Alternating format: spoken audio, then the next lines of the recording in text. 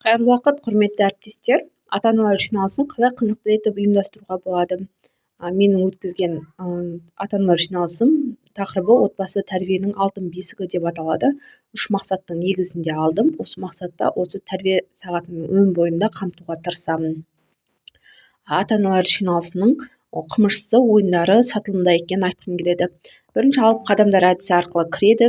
Балаларының ерекше қылығын айту арқылы ата-аналар сыныптағы іздерді баса отырып, баланың оқушының жақсы қасиеттерін, қабілетін айтып, өзінің орнына жайғасады. Бұл жердегі мақсат баланың жақсы қасиеттерін ата-ана өзі атап тізбектеп шығуы.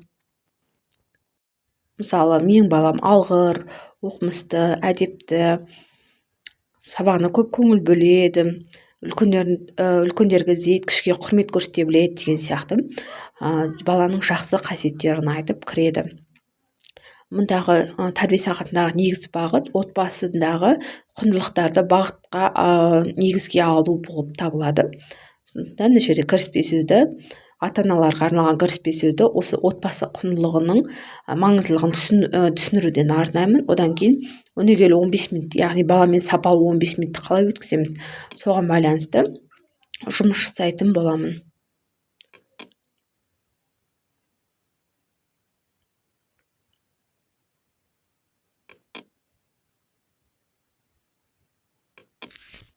Бұл жерде өнегелі 15 минутты көрсеңіздер, әрбір күні балаға адамгершілік туралы айтып, оған сұрақтар мен тапсырмалар берсеңіз болады.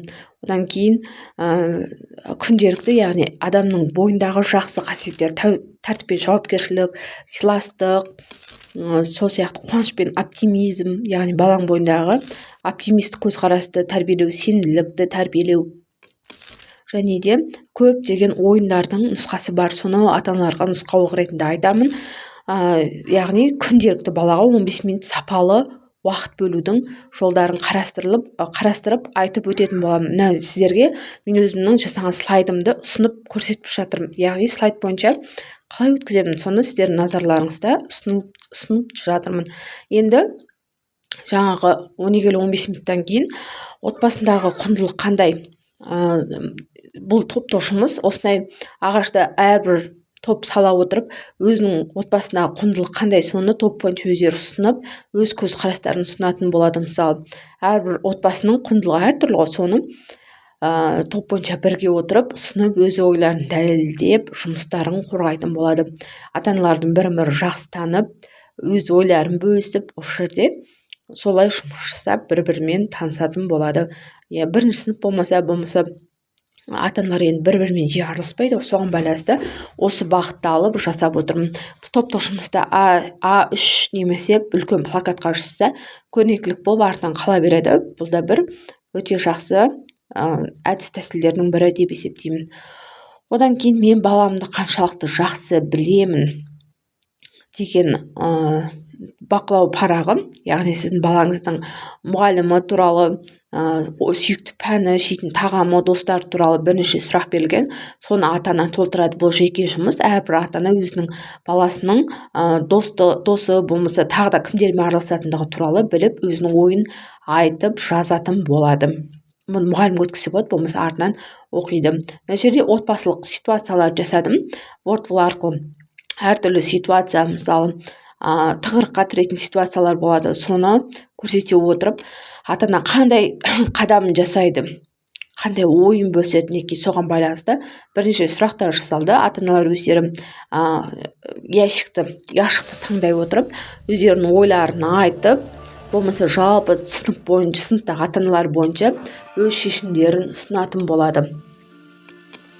Бұл жерде байқасаңыздар, барлығы 10 сұрақ берілген, яғни 10 ата-ананы қамтып үлгерді. Мысалы, балаңыз сыныпта ұрлық жасады, сіз қандай әрекет жасайсыз?